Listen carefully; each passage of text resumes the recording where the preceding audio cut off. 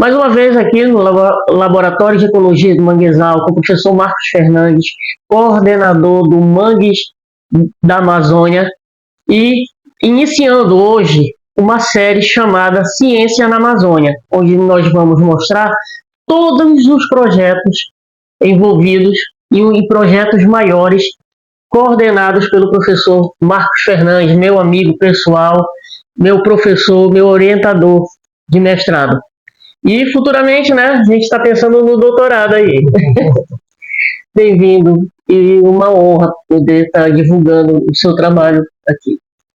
Eu que agradeço, acho que a oportunidade é bem da hora, né? A gente precisa divulgar ciência, tecnologia, educação, precisa divulgar todos os tipos de investimentos, de iniciativas que a gente tem na região, né? Então, está vindo a SBPC, está vindo o COP, está vindo uma série de eventos que são interessantes para a região e que podem, né, destacar os trabalhos que a gente tem desenvolvido. Então, o que eu vou fazer aqui hoje contigo é mostrar mais ou menos, grosso modo, o que a gente tem feito, pelo menos as principais linhas de atuação que a gente tem feito no laboratório. Até porque depois eu vou com cada um fazer específica. Bom, primeiro, o laboratório é o Laboratório de Ecologia de Manguezal e ele é um laboratório que foi criado desde a minha vinda para cá, em 2002. 2006, né, o laboratório toma uma outra direção, né, a partir do nosso desmembramento mesmo, de ter um laboratório, um espaço, né, para poder desenvolver as atividades. Então, este prédio que a gente está aqui, esse foi o primeiro prédio. Lá em 2006 a gente veio para cá. Depois a gente criou um outro espaço aqui do lado, você já viu que é bem maior, então cabendo cada vez mais atividades e cada vez o grupo crescendo, e aí a gente transformando todas as atividades em atividades de ações múltiplas na Amazônia, né? Não focado na questão ambiental, mas focado em várias questões sociais, questões socioambientais e questões também socioeducacionais, né? Então a gente tem um leque bem amplo de atividades.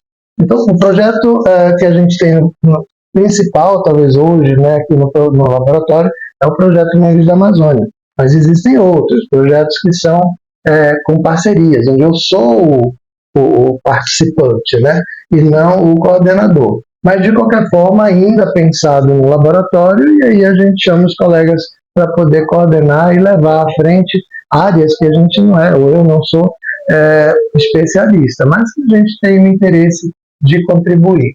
Então, esse projeto, eu acho que cabe bem dentro da questão ciência e educação na Amazônia, né, essa série que você está tentando levantar agora, tentando fazer acontecer, esse é um projeto com dados de clima, saúde, né, e biodiversidade, que tem tudo a ver com a questão da sensibilização, né, da população com relação a esses três tópicos principais, né, clima, saúde e biodiversidade. Então, esse é um projeto que chama assim, Dados de Clima, Saúde e Biodiversidade para a cooperação entre Brasil, Peru e Moçambique. Então, a gente tem espalhado isso, né, com as outras parcerias que a gente tem, né, em outros países, que é o caso do Peru e Moçambique, e aí a gente desenvolve, né, uma ferramenta digital que é justamente para fazer esse zoneamento de risco, né, de saúde e de ações de conscientização mesmo, de sensibilização dos impactos dessas mudanças climáticas sobre a saúde de comunidades tradicionais. Então, ele não tem, por exemplo, nenhuma informação sobre. Então, a gente cria uma plataforma onde a gente tende a divulgar essa junção, né, de certas doenças que são muito mais observadas e registradas durante os períodos de mudança de clima. Então, a gente tende a colocar os dados ambientais das plataformas, que existem dados ambientais, por exemplo, do governo, como MapBiomas, etc., e juntar com plataformas do governo, que são plataformas de saúde pública, e trazer essas duas informações para uma outra plataforma, no intuito de gerar uma informação ou mapeamento, correlacionar essas informações para que a gente tente, pelo menos, entender, né, fazer um registro de como talvez essas doenças que a gente vê acontecendo, essas zoonoses, enfim, vários tipos de doença que afetam as comunidades, e dar uma informação, tentar fazer uma relação com essas mudanças climáticas e, ao mesmo tempo, informar as pessoas de uma forma muito mais simples, né? Porque é tão difícil de acessar um banco de dados do governo, não é simples, né? Nem todo mundo sabe nem como fazer. Então, a gente tende a criar essa plataforma, que é uma plataforma mais simples, né? Que dá a oportunidade de divulgar, né, essas doenças e tentar informar as pessoas que elas têm talvez um ciclo, um período que tem a ver com a questão das mudanças climáticas. Esse é um projeto que é interessante, que a gente envolve, né, o Peru, né, a gente envolve Moçambique e as comunidades tradicionais aqui da região amazônica. Mas o mais eu acho assim, interessante dessa questão é que a gente ainda está conseguindo trabalhar com a questão amazônica, né? A gente está ainda conseguindo trabalhar com a questão da educação, por um lado, né? Porque isso implica que a gente vai tratar diretamente com a comunidade e, ao mesmo tempo, levando um pouco de informação a respeito da questão saúde pública. Isso é importante. E esse projeto é um projeto que é coordenado pelo professor Aldemir Branco, né, que eu chamei ele para ele coordenar esse projeto, porque ele é uma pessoa que trabalha na área, uma pessoa que tem o currículo voltado para questões de saúde pública e que, óbvio, como a gente é da questão ambiental, vamos para juntar, né, juntar as informações. Hoje em dia ninguém trabalha só. E eu vou convidá-lo também para vir falar um pouco mais. Por favor, por favor. Acho que esse que é o clima, né? A ideia da gente entender que as pesquisas que juntam diferentes áreas, elas tendem a trazer terceiros e novos, né, objetos de trabalho ou informações, resultados que normalmente não se dariam se a gente não juntasse esses especialistas, né? Então é isso que está acontecendo nesse projeto em particular. São projetos NPq, né, de 2023, né?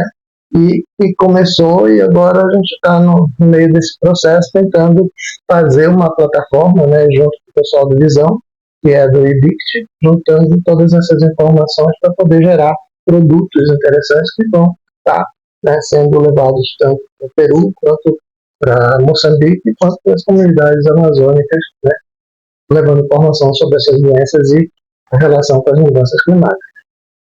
Bom, esse é um projeto onde a gente é parceiro, não coordena, quem coordena é o professor Aldemir, mas existem outros que a gente tem no laboratório que são sob minha coordenação, como é o caso do Observatório do Mangue e seus mareatórios, assim que a gente chamou. É um projeto que envolve questões de ciência cidadã, né, que é bem interessante, de dados abertos, né, que serve para efetivar essa governança, né, que está relacionada com o manguezal, essa governança ambiental voltada para a questão do manguezal. Então, é muito importante a gente ter um ponto de referência, o observatório ele vem para isso, para montar um ponto de referência onde a gente possa não só armazenar informações, né, sobre os manguezais amazônicos, mas também para a gente poder gerar informações, né, sobre os manguezais amazônicos, justamente fazendo essa plataforma. Tudo hoje é muito em função da geração de plataformas.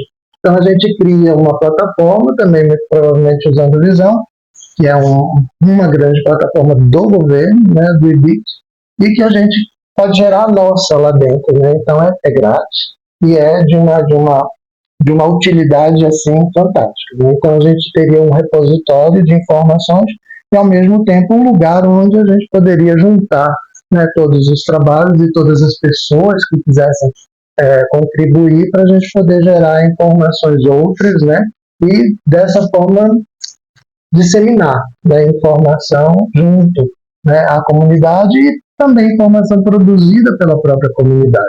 Acho que esse é que é o grande também truque da história, é a gente trabalhar com a ciência cidadã, tentando valorizar o conhecimento tradicional, colocar no nível de que seja uma informação tão relevante quanto a informação formal, o conhecimento formal, esse conhecimento que a gente tem acadêmico, mas que a gente tende, né, a achar que é o melhor ou a melhor informação e desvaloriza muito, ou, né, coloca num outro patamar inferior à informação que é o conhecimento tradicional. Então a tentativa da ciência cidadã é isso, né, tentar fazer esse balanço, né, dar o valor correto, né, às informações, já que elas se complementam para gerar uma terceira informação, que é a informação mais importante ou mais interessante, porque ela tem, né, esses dois olhares, né, o olhar de quem vive a realidade lá e o olhar de quem tem, né, uma formação acadêmica. Então, quando você junta isso se fortalece.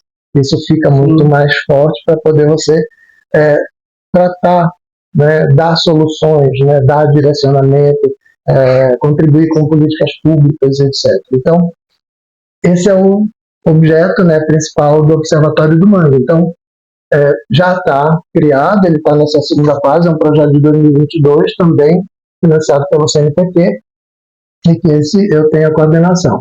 Então, tem muitas atividades interessantes, tem muita formação, né, junto à comunidade e muita informação também capturada pelos pesquisadores, cientistas comunitários. É assim que a gente chama. Então, essa é uma abordagem que é interessante, porque ela não é fixada no nosso conhecimento formal, única e exclusivamente. A gente usa, claro, as nossas metodologias, mas, ao mesmo tempo, a gente pega o pessoal de comunidade que está vivendo a realidade e tem o seu próprio olhar sobre as questões que eles envolvem e aí traduz E nem por isso não deixam de nos ensinar muita coisa. Exato, eles traduzem uma informação para a gente que a gente não tem. E, ao mesmo tempo, a gente complementa o que a gente sabe, né? E complementa a informação deles também. É uma grande troca, na verdade. E isso faz com que meio que dê um balanço, né? Um equilíbrio entre esses dois conhecimentos, né? O conhecimento tradicional e o conhecimento mais formal, que é o acadêmico. Bom, aí a gente tem um outro projeto no laboratório que é muito grande também, que é muito importante, e que também é financiado pelo CNPq lá nos editais que foram lançados em 2022, que é o Observatório do Lixo Antropogênico Marinho, que é o OLAMAR. O OLAMAR é um projeto muito interessante que envolve a costa amazônica, bem grande, é um projeto que tem um grupo no Amapá, um grupo aqui no Pará e um grupo no Maranhão. Então, nós nos reunimos, né, de quando em quando e fazemos todo um direcionamento das questões relacionadas ao lixo antropogênico, né, os resíduos, né, que estão sólidos no mar. Então, isso implica em macro resíduo, né, ou aquele lixo maior, né, que formam aquelas grandes ilhas, inclusive, né, no mar, e que acabam sendo trazidas, né, para a nossa parte mais costeira. Então, estão na praia, estão no manguezal, etc.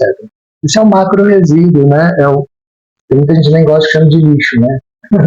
É um macro resíduo, né? Porque nem tudo que está lá não tem utilidade. Na verdade, pode ser reutilizado, e os 3 R's, né? A sustentabilidade. Então, isso é legal. Então, a gente trabalha com esse macro resíduo, né? E desse macro resíduo existe uma variante, né? Que é a questão da pesca fantasma, porque boa parte desse macro resíduo é originário de material de pesca, de apetrechos de pesca. Então, a gente tem, né, uma vertente dentro desse projeto, uma linha de pesquisa toda que é desenvolvida com a questão da pesca fantasma. E aí, dentro dessa outra perspectiva que a gente tem do lixo, né, marinho, um dos resíduos que se trabalha não só o macro, mas o micro resíduo, né, que é o microplástico, né? Então, esse microplástico também é uma linha de pesquisa nossa. A gente já tem uma série de informações, já tem dados publicados, não do OLAMAR, mas de outras atividades, doutorados de alunos aqui do laboratório, e que a gente tem, né, todo um interesse em fazer abordagens amazônicas com esse material. Então, a abordagem tanto do macro quanto do micro, né, resíduo, do macroplástico ou microplástico, ele vai ser amazônico. A gente não vai uma abordagem amazônica, ela não pode ser uma abordagem só fazer o Pará, não, só fazer o Amapá ou o Maranhão. A gente quer fazer uma abordagem de como tudo isso funciona na costa amazônica como um todo, né? Então, vamos ver como é que isso é na região, como é que a região sofre, né, esse entulho, né, que chega do mar, e como que a degradação do meso, micro, né, nano, né, uma hora vai se trabalhar a questão nano, afeta, né, as comunidades, afeta a fauna, né, a fauna toda a biota, né, afeta a flora, né, afeta a água, afeta o sedimento. Então, dois grandes ambientes foram selecionados para isso, que é a praia e o manguezal. Então, no manguezal a gente tem, né, o interesse principalmente porque é um ambiente, não só uma questão ambiental, né, ecológica, mas uma questão também de recursos, né, que são bastante interessantes para a questão de sustentabilidade das comunidades que vivem, né, no entorno ou dentro do manguezal. Então, o Alamar ele vem trazer essa perspectiva de contaminação mesmo, de saber qual é o impacto que esses macro e micro, né, resíduos estão causando na biota ou mesmo até no sistema que também envolve as pessoas que dependem desse sistema para a questão de segurança alimentar ou mesmo de renda.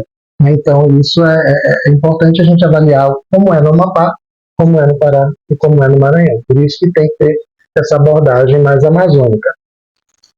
Eu acho que o outro grande aspecto desse projeto é que a gente tem a linha também da educação ambiental.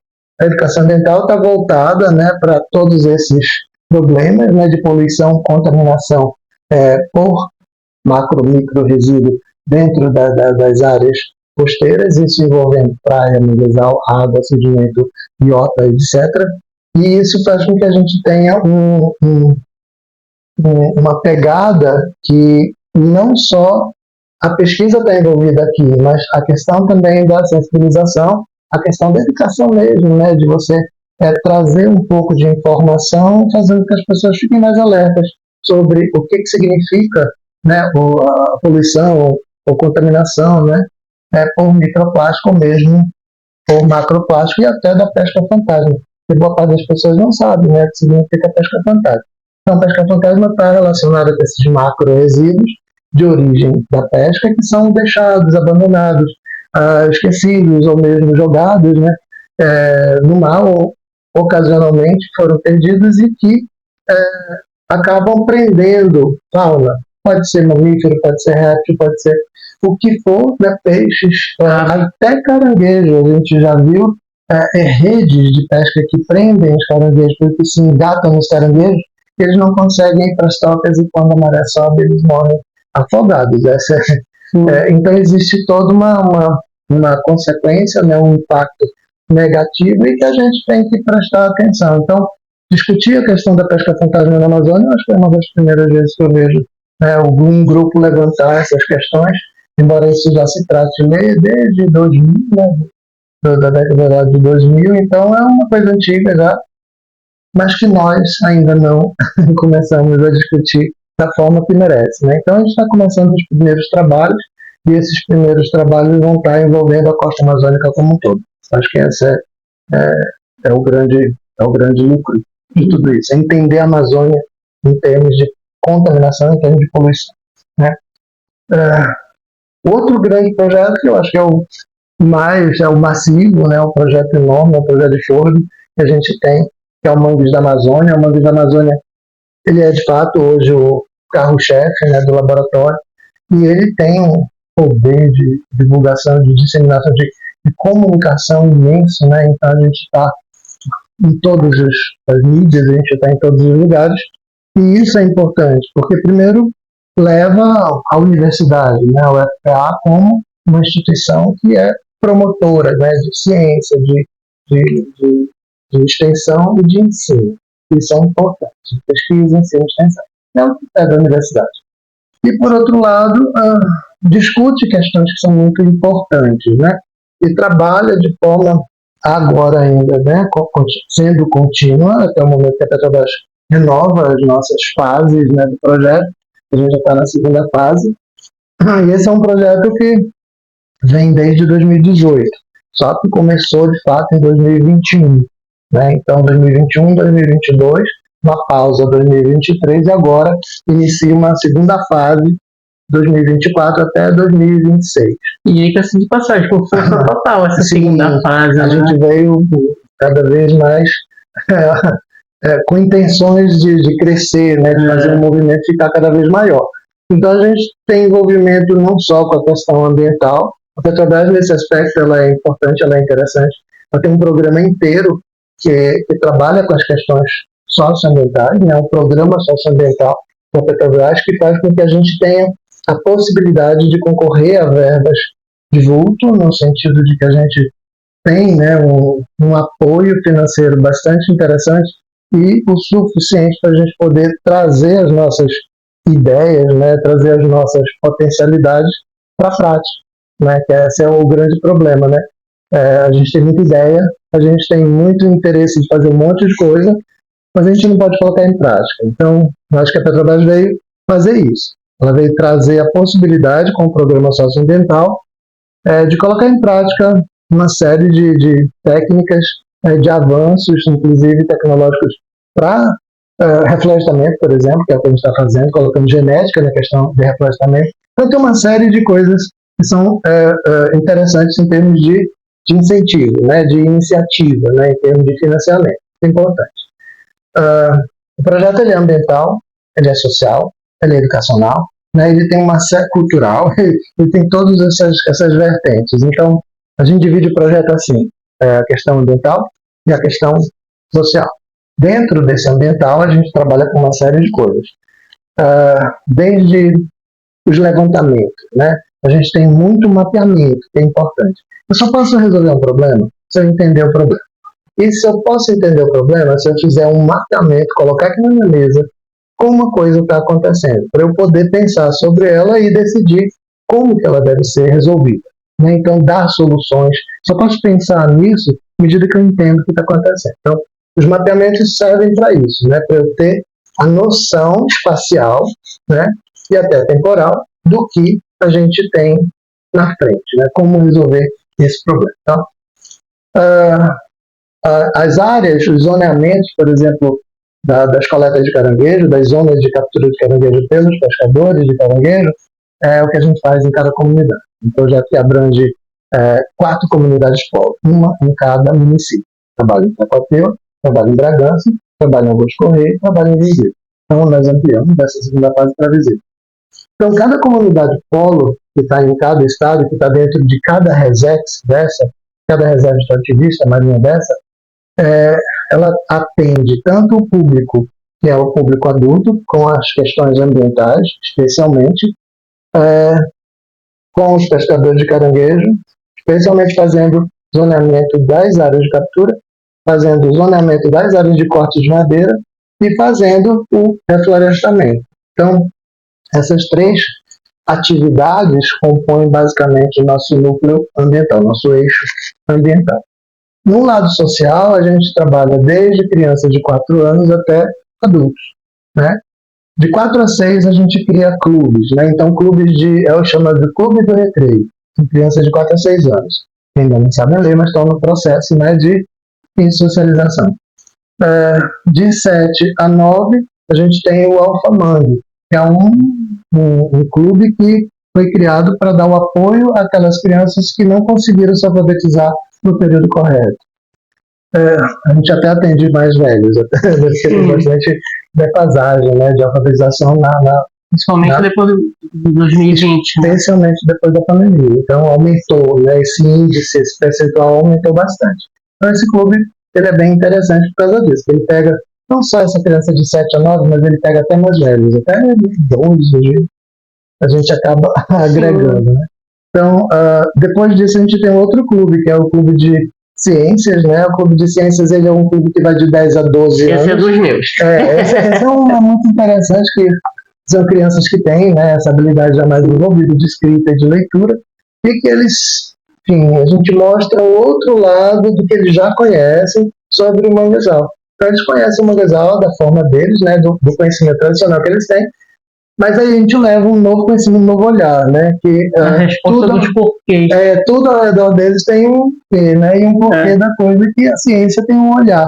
E que ele agora começa a perceber, né? Começa a perguntar. Entrelaçando. Essa que é a ideia, de ele já tem um conhecimento local, e ao mesmo tempo agora a gente está fazendo esse conhecimento ser transformado em uma outra informação mais acadêmica, mais formal, e aprender, fazer ele a pensar sobre essas questões que estão ao redor dele. É bem legal.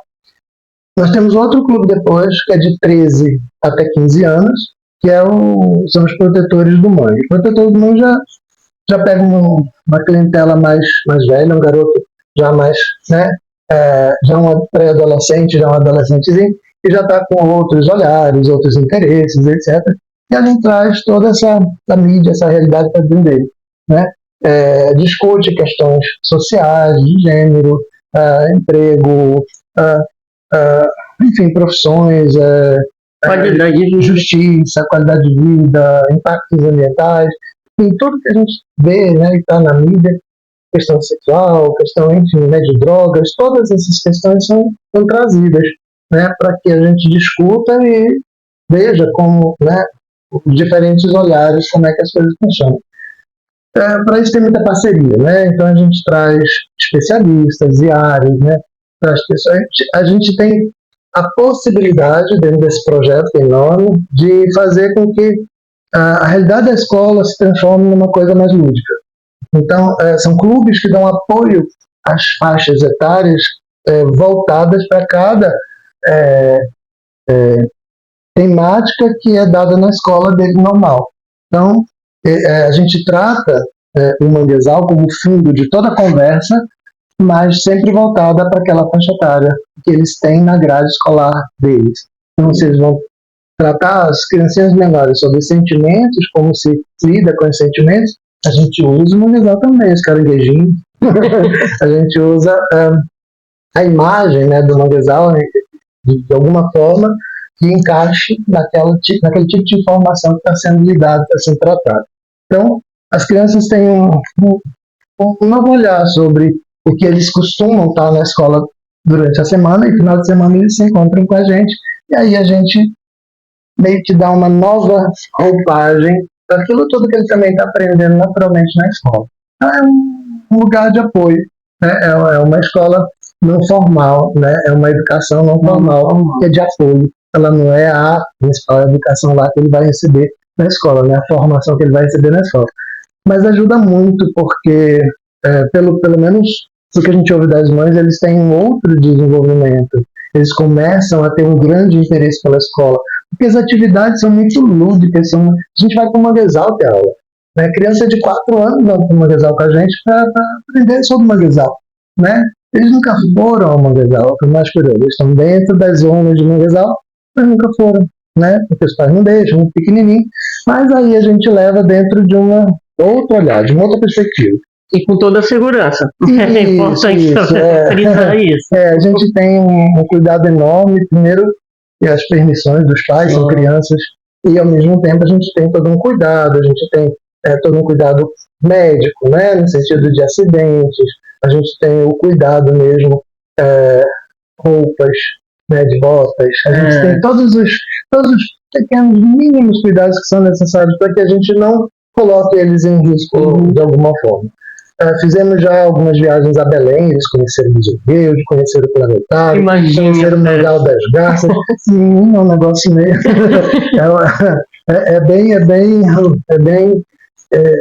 é cansativo a coisa, mas é muito legal, né? O pessoal, a equipe toda é muito...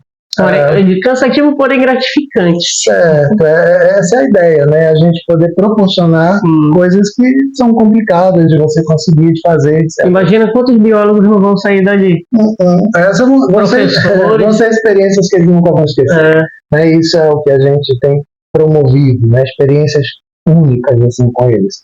E o melhor, eu acho, de tudo isso, né? Como nós criamos essas salas, né, de 20 até 25 alunos, de todas essas idades, para a gente tratar as questões, né, tanto de escola quanto do dia a dia deles, da vida deles, a gente tem um cuidado também de ter o apoio educacional. Então a gente tem psicólogo e tem assistente social, né, envolvidos com esses 4 clubes. Então eles acompanham os 4 clubes e, óbvio, na observação da criança, se ela tem ou não algum problema ali, né, tanto em nível pessoal, né, individual, quanto, né, familiar. Às vezes as crianças estão com algum problema e a gente, né, passa batido, mas o psicólogo está lá, está olhando, né, a assistente social está lá, no apoio. Detecta o que passa. Isso, tem um olho mais treinado, né, então a gente tem, inclusive, atendido, né, todos os pais, né, das crianças, e tentado mostrar, né, várias outras questões relacionadas ao autismo, né, a dislexia, enfim, alguns TDAH, né? todas esses transtornos, né, que a gente tem visto por aí, e ao mesmo tempo tentando cuidar quando depara com alguma situação mesmo, né, familiar, etc. E a gente tem que saber encaminhar, né? O objetivo não é traçar, né? A gente não está para isso, a gente está para identificar e ao mesmo tempo fazer o encaminhamento correto, né? Então, junto com as redes, né, que existem do município e etc. Inclusive, a gente tem tido um apoio bem legal dessas redes, né? A gente conhece o pessoal que está envolvido nos municípios, porque toda vez que a gente traz o projeto para dentro de uma comunidade, qualquer um desses municípios, a gente vai, claro, né, dentro da prefeitura, te apresenta o projeto, a prefeitura, as secretarias, então todo mundo está sabendo o que está acontecendo no Mangos da Amazônia naquele município. Isso é a ideia. A outra, como são dentro de áreas de resexo, né, as comunidades, ou mesmo o público que a gente atende é pescador, né, de área de reserva, a gente também tem, né, todo o contato com o ICMBio, tem também junto com as associações, né, dos usuários das reservas. Então, a gente tem todo, né, o conjunto necessário das licenças, das permissões, das conversas, né. Eu apresentei para cada um dos prefeitos, né, com a sua equipe, com o seu secretariado, o projeto, e a gente é muito bem recebido em todos esses lugares. De Itacoateua a Viver, a gente é super bem recebido, porque é uma iniciativa tão interessante e múltipla, né? Ela é multifacetada, né? Então, a gente não lida só com a questão ambiental, né? A gente lida com as questões sociais que as comunidades têm, né? Então, a gente precisa trazer toda essa problemática para o contexto, né, da política pública. Então, a gente detecta coisas e, olha, peraí, né? Tá aqui, ó, tem esse problema. Como é que resolve isso? Então, a gente tende a fazer esse link, né, fazer esse meio campo entre o que deveria ter sido feito e não foi, e, ao mesmo tempo, a gente promove ações que são ações de extensão daquilo que eles não têm como fazer. Nesse período, professor, quantas vidas já foram impactadas? A gente tem hoje, só para o primeiro ciclo, 9.000 pessoas foram de alguma forma impactadas, né, os diretos e os de forma indireta. Então, assim, os números agora tendem a crescer cada vez mais. Então, a gente abrange toda a comunidade, né? As atividades não ficam só nas crianças, elas ficam nos jovens de uma forma mais ampla. A gente tem cursos de capacitação para os mais velhos, tipo 16 em diante, né? E para os adultos, homens, mulheres. Então, a gente tem grupo, que é o 20 Conto, que é uma atividade que reúne as mulheres, 20 Conto, porque sim, 20 Conto, né? Então, isso faz com que elas se reúnam e contem suas coisas de mulher para mulher. Então, não tem os homens envolvidos, só são as mulheres, são as psicólogas e a assistência social. Então, elas conversam sobre saúde da mulher, sobre as questões, né, de violência da mulher, sobre a mulher, violência doméstica, uma série de coisas que estão relacionadas com este grupo em particular. Então, o projeto ele tem essa condição de tratar essas questões e, ao mesmo tempo, trazer informações para elas, né, e, ao mesmo tempo, trazer atividades que são legais, né? Então, que são atividades que trazem o contexto que elas não têm naturalmente, né? E que elas acabam percebendo que, bom, parece ter muito mais coisa do que eu imaginei. E eu posso ter apoio nisso, dependendo da situação. Então, a gente só faz isso, a gente só faz ligar o que ainda não estava conectado, entendeu? Então, se você não entendeu como é que você consegue lidar com a questão da violência doméstica, esse é o seu caminho, né? Assim faz, quando precisar. Então, essa é a ideia, né? Então, o projeto ele tem essa questão da pesquisa, do ensino, né, e da extensão. E também do serviço mesmo social, sabe? A gente lida com questões de doação mesmo, né, de ajuda, né, comunitária, esse tipo de coisa. Acho que tem a ver. A gente lida com as demandas das comunidades, né? Então não são só as nossas demandas, né, de a gente querer fazer isso, mas também eles gostariam que a gente fizesse. Então acho que esse é o grande trunfo, né? A gente poder responder a eles. E a gente responde de várias formas. Uma é pelas demandas que eles trazem, que são demandas sociais, até ambientais, etc. Outras são as demandas que as próprias comunidades, ou mesmo as prefeituras e as entidades que estão lá para resolver os problemas, precisam, por exemplo, das nossas entregas. Esse era um grande problema nas comunidades. Vocês vão fazer o que aqui? Nunca voltaram. O que mais a gente tem são as devolutivas, né? Todo ano a gente faz uma devolutiva enorme. E as devolutivas envolvem todo essa entrega de produtos. Nós temos muitos produtos que são úteis para todo mundo, tipo o mapeamento das zonas de corte de madeira. A prefeitura precisa disso, então a prefeitura recebe.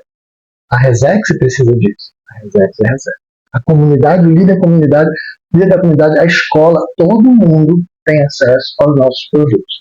Então, esses produtos são produtos importantes porque eles fazem com que você entenda melhor a sua própria comunidade. A gente faz o diagnóstico socioambiental da comunidade. Cada comunidade dessa que a gente vai, ela é diagnosticada de uma forma ampla, né? Socioambiental. Então, tudo, como descrever essa comunidade, fazer com que a gente entenda quem é aquela comunidade que a gente está trabalhando, né? E aí ver o que falta, ver o que é necessário, né? Quais são as direções que a gente tem que tomar para poder ajudar, né, dentro do possível, dentro das nossas capacidades, né, de fazer com que qualidade de vida, melhor bem-estar, promoção de capacitação para a renda, né, para fazer várias atividades que a gente capacita. Então, é cansativo até de pensar o que a gente é capaz de produzir dentro de um projeto dessa natureza, né? A questão cultural não fica de fora, né? A gente tem toda uma questão cultural envolvida. A gente tem um cinema. A gente criou um cinema chamado Cine Resex. A gente tem apresentado filmes em tudo quanto é lugar. Né? É muito legal. A gente dá pipoca, refrigerante. E a comunidade lota. É assim, absolutamente um grande sucesso. Então a gente passa os filmes de acordo também com a discussão da temática que a gente queira, ou que seja demandada, etc. Então é uma livre negociação. Mas o bom é que funciona. Né? É uma forma de a gente, inclusive, estar junto da comunidade, né? De eles entenderem que a gente não está lá só para coletar dados, né? Parece essa grande mentalidade, né? A universidade veio para cá, vocês só vêm para cá, coleta dados, não volta, não entrega nada.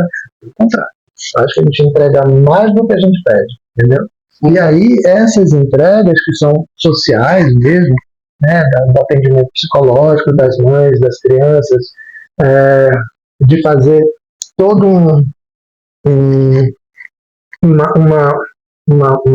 uma lista de demandas, né, que são de fato relevantes para aquele grupo que a gente está trabalhando, do grupo social, da idade, etc., a gente também consegue direcionar as grandes demandas que existem lá. Então, assim, são coisas que a gente nem planejou, mas que eles fizeram com que a gente trabalhasse em direção daquela solução, ou mesmo daquela possibilidade de solução de problema, né? Então, isso é importante, né? A gente tem as nossas metas, mas também existem os extras.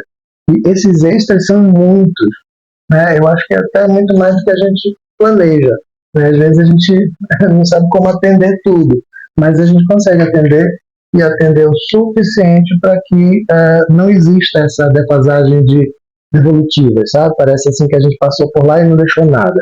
E pelo contrário, eu acho que a gente tem feito, inclusive, o preenchimento de vagas dessas universidades. Por exemplo, o o IFPA, os cursos de gestão ambiental, né, de Agroecologia. do campo, da educação do campo, a gente conseguiu 20 vagas para dentro da comunidade. Uau, né? que bacana. Então tem 20 novos universitários ali fazendo curso de educação do campo. Coisa que antes... Porque eles não conseguem sequer saber dessas vagas. porque eles não têm internet suficiente para fazer o preenchimento do cadastro deles, enfim. Então, aí a gente consegue fazer isso para eles. Nós somos o meio, né? O meio é essa liga, né? Que faz com as demandas que são das grandes cidades, né? Dos grandes centros, para dentro das comunidades. Isso a gente traz, inclusive, de Belém. Não é só Bragança, né? Não é só de cada município, mas é de Belém, dentro das secretarias. A gente tem hoje, né, uma penetração boa dentro de várias secretarias e a gente consegue trazer os serviços para dentro das comunidades. Isso é legal. Boa parte desses serviços, eles chegam até Bragança, por exemplo. Mas eles não vão para Natateu, eles não vão para Itaperaçucão, eles não vão para outras comunidades. Vila do Pescador, etc. Não vão. Por quê? Porque tem que estar em Bragança. Ele só tem perna até aqui. Qual é a nossa função? Esticar essa perna até a comunidade. Então, esse é o terceiro setor, é isso, né? Porque a gente trabalha em função da complementação da falta do serviço público mesmo, né? Então, o serviço público não tem recurso, ou é desorganizado, não sei, o suficiente para não atender todo mundo. Então, o que a gente faz? Pega esse serviço que é necessário e estica até lá, né? Então, nossas ações são nesse sentido, né? De trazer o que eles deveriam receber e não recebem, e aí a gente consegue dar da melhor forma que a gente, né, acha ou consegue oferecer. Mas o mais importante, o serviço se faz, né? Então, desde a conexão com as redes, né, essas creches, né, eu nem sei os nomes direito, porque são vários, né? Mas, enfim, todos esses órgãos que têm responsabilidades e funções básicas para essas comunidades de saúde, né, de bem-estar, enfim, né?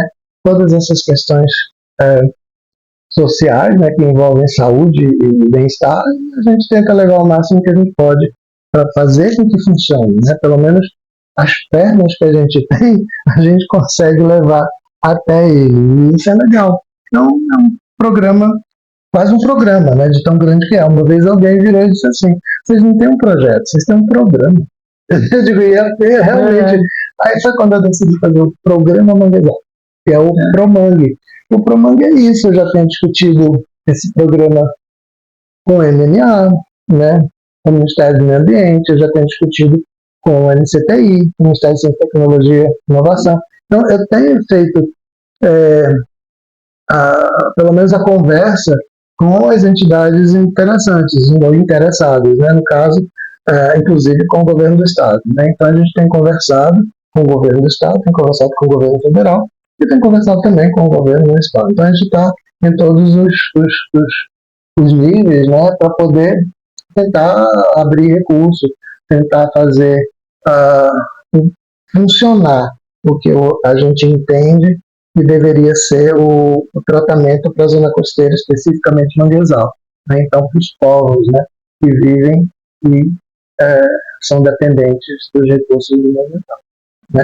Essa que acho que é o objeto, né? Eu tenho um laboratório que chama Laboratório de Ecologia de Manguezal, né? Então, ele passou, né, dessa coisa do ecologia apenas uma abordagem ecológica do ecossistema, né? Mas ele vira hoje uma abordagem socioecológica, né, do sistema. Então, a gente consegue jogar o homem dentro desse contexto, né? Eu sempre trabalhei com fauna e flora. Ele não é mais ecossistema, é o universo. Aí já vira um pouco mais, a gente já inclui o homem dentro desse contexto, porque com o tempo a gente acabou aprendendo que não basta só trabalhar com o sistema, com o ecossistema. A gente precisa trabalhar também com quem usa o recurso desse sistema e faz parte também desse sistema, né? Então, amplifica, né, a sua forma de entender ecologia, inclusive, né? Essa ecologia humana também. Isso é legal. Acho que esse é a grande lição que eu tive nesses últimos 20 anos, né? Eu trabalho com há mais de 30, mas os últimos 20, que são os que estão aqui em Bragança, eles foram muito mais intensos, né? No sentido de produção de conhecimento, de formação de recurso humano, né? E, ao mesmo tempo, de geração, né, de oportunidades através dos projetos que a gente tem aqui. Então, esse eu acho que é o grande legado que a gente acaba deixando, que é formar gente. Eu tenho mais de 100 alunos passados já por aqui pelo laboratório. Sim. Orientando. Sim. Juntando metade, mais da metade é de pós-graduação. A outra metade, mais um pouquinho de graduação. E muitos projetos. A gente tem bastante recurso. E isso porque a gente tem um grupo muito grande hoje. 9.100 vidas empaquetadas. O laboratório hoje trabalha com 45 a 50 pessoas. Não. Isso todo mundo é pago. Fora eu que sou a flutuante, né? Eu não conto com os flutuantes aqui. Eu estou falando de gente que recebe uma bolsa, que recebe um salário, né, dentre as nossas ações. É bastante gente. A gente consegue movimentar um grupo muito grande, uma massa crítica muito grande. Hoje o laboratório ele tem só biólogo, imagina. O laboratório tem de tudo aqui. Um historiador, eu tenho um geógrafo, eu tenho psicólogo, engenheiro de pesca, pedagogo, que nem falta aqui. Pedagogo, tem um monte de tipos, né? Gestores ambientais, engenheiros ambientais, enfim, tem um monte, né, E que bom! Pois é, eu acho que é essa diversidade, né, de ideias, né? E é isso que faz o Lama, a gente é bem competitivo, na verdade. Os editais abrem e a gente está fazendo, sabe? A gente está pedindo dinheiro. Sei lá, eu não sei de quantos eu mando, quantos eu ganho, mas eu tenho um número bom de recurso que eu estou envolvido. Então, dinheiro curto, dinheiro pequeno, dinheiro grande, a gente está envolvido porque a gente quer fazer, né? A gente quer fazer, quer transformar, quer fazer a coisa acontecer. E isso não importa qual é o valor, né? Eu peço recursos pequenos de 30 mil, 40 mil da Foundation, né? Da Rufal Foundation, que é para os alunos fazerem seus mestrados e doutorados, e ao mesmo tempo a gente entra em editais de milhões. Então isso é hoje a nossa capacidade de produzir um projeto é muito grande, é muito rápida também, porque a gente tem muitos projetos. E esses muitos projetos, quando eu quero um novo projeto, é quase que o recorte deles. Então, eu monto muito rápido um projeto e não tem limite em termos de recursos. Há 20 anos fazendo também. Pois é, a gente tem hoje um grupo, né, de gente que rapidamente a gente reúne aqui, às vezes passa uma noite toda, sai só de manhã. Mas o projeto sai, enfim. E esse projeto geralmente é um projeto bastante competitivo. A gente consegue estar. Se a gente não ganha, né, aprovado no sentido de levou o dinheiro, mas a gente é classificado. Então, isso serve para os editais que a gente trabalhou no BNDES, que a gente fez, né, concorrendo no BNDES, os do CNPq, sempre a gente está levando os recursos do CNPq, os das entidades internacionais também, mesmo das nacionais. Então, agora mesmo, né, a gente está concorrendo no de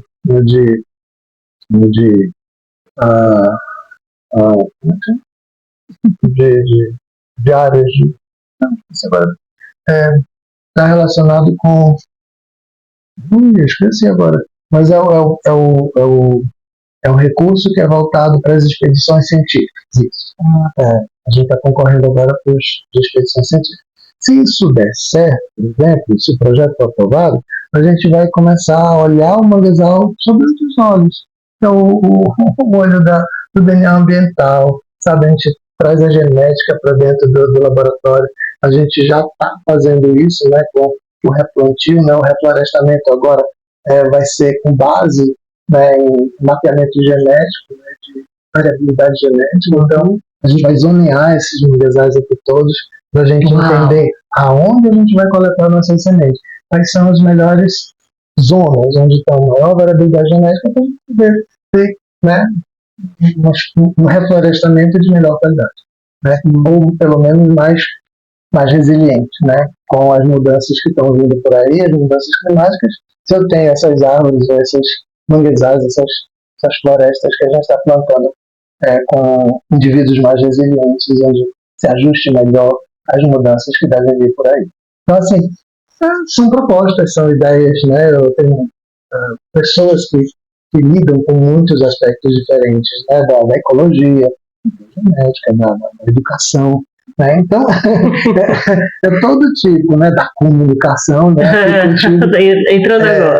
Eu acho que a comunicação fez a grande diferença do nosso trabalho. Né? A gente não sabia, de fato, fazer comunicação, nunca foi muito voltado para isso. Mas a gente viu com o Mangues que, nossa, o alcance que a gente tem com um bom plano, né, de comunicação de um projeto, nossa, leva a gente para lugares que a gente nunca imaginou. Então, a gente já teve umas experiências muito legais com isso. No primeiro ciclo, 2021, né, 2022, eu acho que eu fazia de 40 a 50 entrevistas por ano, né, e isso em todos os cantos. Isso era televisão, rádio, internet, jornal, escrito, né? Então tinha de tudo. A gente teve, eu acho que a gente estava em todas as mídias importantes do país. A gente estava na Rede Globo. No Dia dos Manguezais de 2022, né, que é 26 de julho, 26 de julho, né, Dia dos Manguezais, eu não sou das melhores. Mas é isso aí. Nessa data, agora em julho. Nessa data, a gente estava no Jornal Hoje, da Globo, e depois no Jornal Nacional, com as nossas atividades do Mangues da Amazônia. Isso era legal. Então, assim, a gente estava no Folha de São Paulo, no Estadão, a gente estava nas televisões do Brasil, estava nas internets fazendo alguns dessas páginas que são legais, como Página 21, o Eco, sabe? Então, são muito legais. Chamando a atenção do Brasil para a importância do manguezal. A gente faz um monte de coisa legal, assim, que tudo isso tem a ver como um resultado, né, das nossas ações mesmo, né? O reflorestamento tem trazido muita gente para bater aqui na porta, sabe? E isso de internacional a nacional. A questão do carbono tem trazido muita gente para conversar sobre isso. Muitas empresas internacionais já chegaram comigo para a gente conversar sobre como é que a gente trata a questão do crédito de carbono no manguezal. Então, tem muita coisa acontecendo que é decorrente, né? O desdobramento desse tipo de atividade que a gente faz com muito barulho. Né? Então, a gente fez muito barulho. Né? Em nível internacional, eu estava fazendo entrevistas fora. Né? Então, isso era legal. Um ponto. A gente acabou de fazer o Oceano. O Oceano é um programa muito bacana, né, que fala da parte da década do oceano, e que eles vieram para Bragança e nós, pelo menos meia hora quase, somos nós, falando sobre manguezal, sobre as nossas ações, sobre as coisas legais que tem para falar. E eles passam em todo nível, a nível internacional. Está no canal off. Então é bem bacana. Eu quero ir um dia para fazer um vídeo, né, nessas comunidades. Sim, eu acho que principalmente com as crianças. Tem que mostrar. É muito bacana. A gente tem bastante coisa, né? A gente tem um vídeo sobre o projeto, é bem bacana. Todo final de projeto, no caso da primeira fase, né, no final de 2022, a gente fez lá no nome daquele teatro ali, Liceu. do Liceu, que eu esqueci. É teatro do Liceu. Lá no Liceu, nós fizemos o encerramento do projeto, né? Foi assim, muito bacana. Se tiver, vou tentar conseguir esse link e colocar aqui na descrição do vídeo. A gente tem uma série de coisas legais, assim, tem muito vídeo legal, né? Já feito, né? Imagens de drone, etc. Todas as nossas atividades são registradas, né? Não só de foto, mas de vídeo, de tudo. A gente tem os cards que saem nas nossas redes sociais. Então, e também vão estar aqui embaixo. Toda essa movimentação a gente aprendeu muito recentemente, né? A gente deu valor, no caso, né, para essas coisas. Eu particularmente nunca fui muito, né, de fazer esse barulho, mas aí eu tenho um grupo que decide que é assim, né, que é bacana, vamos fazer hora, né? Então eu acho que hoje, quando a gente escreve um projeto, a gente tem um plano de comunicação que é sempre muito legal. Então a gente já tem uma experiência bem bacana. Eu acho que se não houver um plano de comunicação, parece que o projeto não vai para frente, entendeu? E assim que hoje a gente se porta, né? Todas as nossas coisas estão relacionadas com a comunicação. Uma das coisas bem legais que vai acontecer agora, vou te dar um spoiler bem bacana. Opa! Tem um grupo que chama o Batan, né, junto com o Iraquité. Né? Então são também professores da universidade. O Batan é do professor Davidson lá da UFRA, né? Ele está falando da gente aqui, o Folha, famoso Folha. O Folha tem um grupo também que trabalha com canoagem lá, né, que exercita, e tem o Murecté. Né? O professor Biratã Pinheiro, nosso amigo Bira. O Bira tem um grupo também muito bacana, que faz um monte de atividades muito legais, com caiaque, com canoas. Né, eu, inclusive, faço parte do Muraquité. Então, eles estão fazendo agora uma excursão muito, muito legal, muito maluca também, saindo daqui de Ajuruteua, né, da praia de Ajuruteua, até Belém, de Canoa-Havaí. São 4 pessoas. E o melhor disso, além de ser a aventura, né, para eles, que é bastante interessante. Desafiadora. Desafiadora mesmo, né, porque bate muito aí fora. E com canoa havaiana, né? E vela. Eu digo, sim, cadê o motor? Cadê o... Não tem nada disso, é no remo e na vela, né? E a vela. Então, uma das coisas que é o mais legal é que ele, quando conversou e a gente, né, viu a possibilidade de eles coletarem dados com a gente. Eles vão parar em um monte de lugarzinho, um monte de lugar que é mais complicado para a gente coletar dados, né? Aí, como eles trabalham com microplástico, né? Então a ideia é que eles vão fazer todo esse trajeto, parada de Salinas, parada na Praia da Romana, parada da Belém. Então vai ter umas paradas-chave, mas eles vão num trajeto todo. Isso vai demorar 3 dias, eu acho, 6, 7, 8, 9, isso. 4 dias, e a gente vai dar o apoio por terra, porque aí eles precisam, né? Chegar em terra, pegar o material de coleta, dar os novos materiais para eles coletarem. E isso é o apoio do Manhos da Amazônia, do Olamado, do nosso projeto do Lama, todos nós somos um só aqui, e aí a gente vai fazer essa troca, né? Vai ser o esporte, a aventura e a ciência caminhando juntos, nessa excursão que eles vão fazer de Ajuruteua até Belém.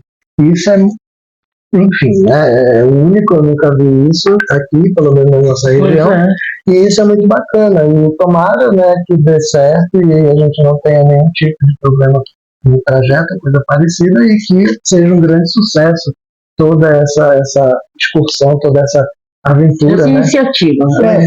É uma iniciativa fantástica. Né? E o bom você poder envolver a ciência no teu lazer. Sim. Entendeu? Isso, porque aí é um lazer, uma aventura dele, um desejo dos grupos. E aí ainda chamar o Lama, dizer, vem, olha, dá pra gente fazer ciência, vamos lá.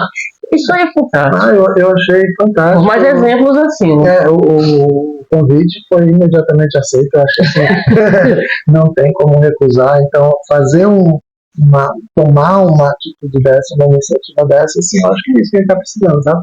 Um pouco de ousadia, né? De um pouco de vontade de fazer coisas diferentes. Eu acho que é esse espírito mesmo do Lama, né? E dos parceiros que a gente tem. A gente tem tanto parceiro, né? Além de você, por exemplo, ser uma parceira, faz parte do nosso processo. Mas eu digo assim, tem muita parceria institucional, né? Por exemplo, no Olamar, que é um projeto que é Costa Amazônica, eu tenho 11 instituições envolvidas, mais de 30 pesquisadores envolvidos, formando grupos no Amapá, no Pará e no Maranhão. Então, isso é legal. Ciência boa não se faz só. Pois eu acho que isso é legal. É uma ideia boa, porque realmente não dá para fazer. Se eu quero ter essa abordagem amazônica, eu preciso que esses estados participem, né? Eu preciso que os pesquisadores desses lugares mostrem, né, o seu potencial também e se junte para a gente fazer coisas legais. A gente tem feito isso já desde sempre, eu acho. Lá no início ainda, quando eu vim para cá, a gente teve algumas boas iniciativas dessa, né, com o Piatã, né, Piatamar, né, eu lembro. Projetos que a gente tentou fazer, como o nosso projeto que até o Horácio coordenou, que era o nosso, vou esquecer o nome, mas enfim, era um projeto que tinha também essa O Milênio, isso, perfeito, você tem memória melhor que a minha. O Milênio, né, meu projeto, só o meu projeto de época, ele estava nos 3 estados enfim, embora a gente não tenha conseguido fazer do jeito que pensou ou que idealizou, mas a gente já tinha as iniciativas. E isso eu acho que é um grande ponto para a gente hoje estar fazendo o que a gente faz.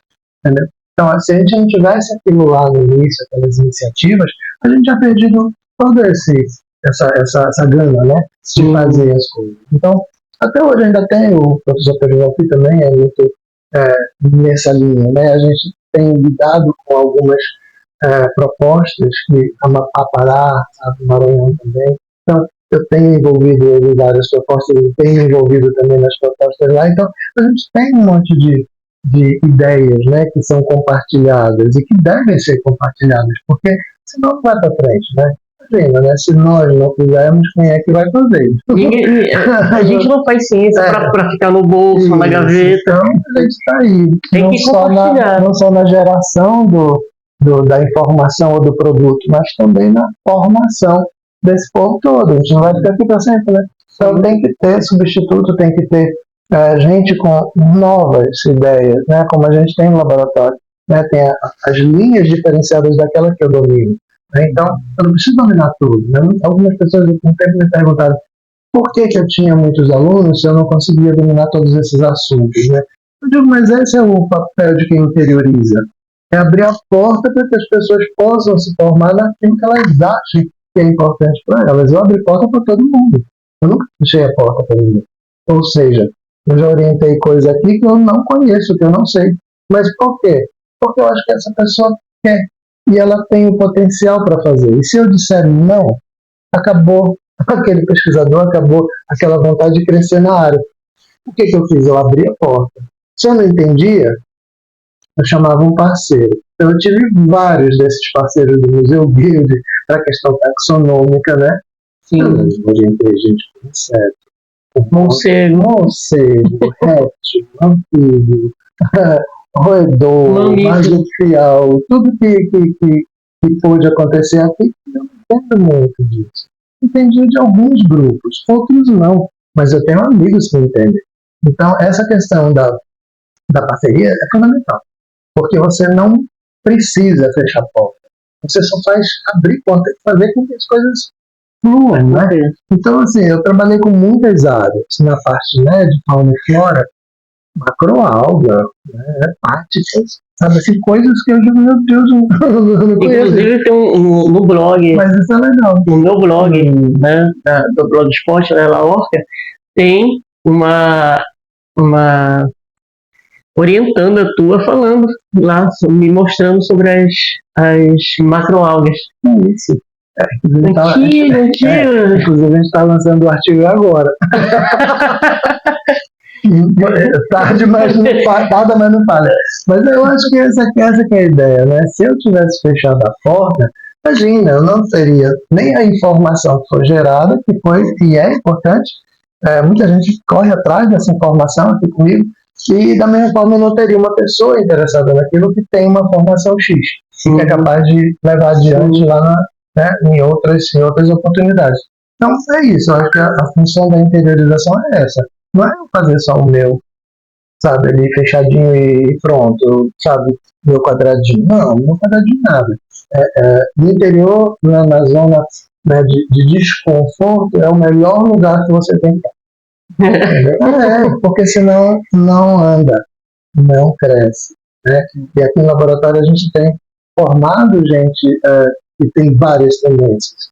Né? Desde a tendência a preencher esses lugares nas escolas, né, de nível médio, básico, na educação básica, como na educação superior também. Né? Tem gente dando aula nas universidades, né? E ao mesmo tempo a gente tem também gente que tem a tendência na política, que tem uma formação acadêmica, mas que está hoje na gestão, né? E que está nas secretarias, né? Então, isso, e fazendo bom trabalho. Isso é porque funciona melhor. Hoje, por exemplo, eu tenho uma boa relação com o município, mas eu tenho o secretário que foi meu aluno de mestrado e doutorado, que é o Danilo Gardem. E, ao mesmo tempo, funciona muito bem a nossa E a relação. qualquer hora vai estar aqui também, falando sobre o trabalho dele enquanto biólogo. Isso. E a minha surpresa, quando eu vou para Salinas, chama a gente, quem é secretária, uma moça que estudou por aqui. Aí, quando eu vou ali em Augusto Correia, Fabrício, estudou também aqui com a gente. Então, aí quando eu vou lá em Viseu, tem gente também que, né, estudou com a gente, todo mundo passou por aqui de alguma forma. Entende manguezal, conhece manguezal, tem todo o respeito pela coisa e quer fazer diferente. Então, eu ando nesses municípios, né? Então, eu fico impressionado como, assim, depois de 20 anos, né? Depois de 20 anos, eu olho para esses lugares e eu digo, nossa, né? Já pensou se a gente tivesse fechado a porta?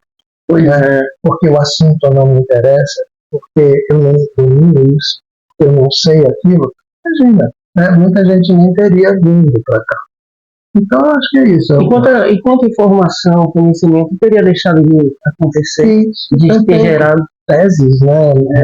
Várias linhas diferentes de trabalho não teriam sido desenvolvidas, sabe? Eu acho que esse é o maior legado, sabe?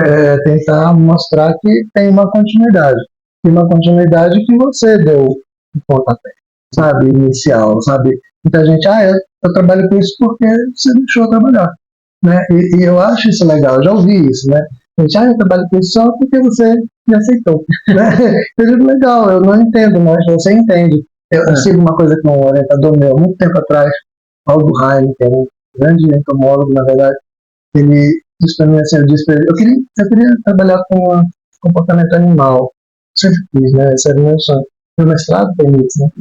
Aí ele disse assim, olha, eu não entendo nada disso, mas eu vou te dar um livro aqui, e um dia você vai me ensinar isso. E eu realmente fiz isso. Então, assim, e eu levo isso comigo até hoje. Assim, Paulo foi de uma importância enorme para mim por causa disso. E o Paulo chegou e abriu a porta. Assim, tá? E eu não tornei, né, um pesquisador. Né, poderia ter sido qualquer outra profissão. Mas se ele tivesse fechado a porta para mim, eu não teria ido atrás do meu sonho de querer fazer mestrado em comportamento animal, mas eu vou para São Paulo. E dali uma carreira toda se fez. Então ele poderia ter cortado a minha asa lá nisso. E ele não fez isso. Então por que eu faria? Então, é exatamente esse exemplo que eu uso. Eu acho que eu tive bons mestres, né? Bons mesmo. Então, assim, eu sou cria de gente interessante. Né? Então, eu gostaria que as minhas crias levassem isso com eles também. Você não teve nenhum descendente, mas vários herdeiros. Com certeza. Com certeza. Professor, muito obrigada. Está aqui mais uma herdeira. Com certeza. Siga, se ainda não é inscrito, se inscreva, curta, compartilhe e vamos trazer todos esses pequeninos projetos dentro desse projeto maior. Sempre que puder, a gente vai estar aqui no Ciência na Amazônia. Ciência e educação na Amazônia, né? Não existe ciência sem educação, nem educação sem ciência. E vou tentar ir nesse do Ubatã. Não, Ubatã, no Iraquité, né? É tudo junto. Nessa excursão por terra. É bom lembrar, por terra. Se não, mas mesmo assim eu vou tentar trazer as imagens aqui. Legal. Tá bom? Muito obrigado. Muito obrigada.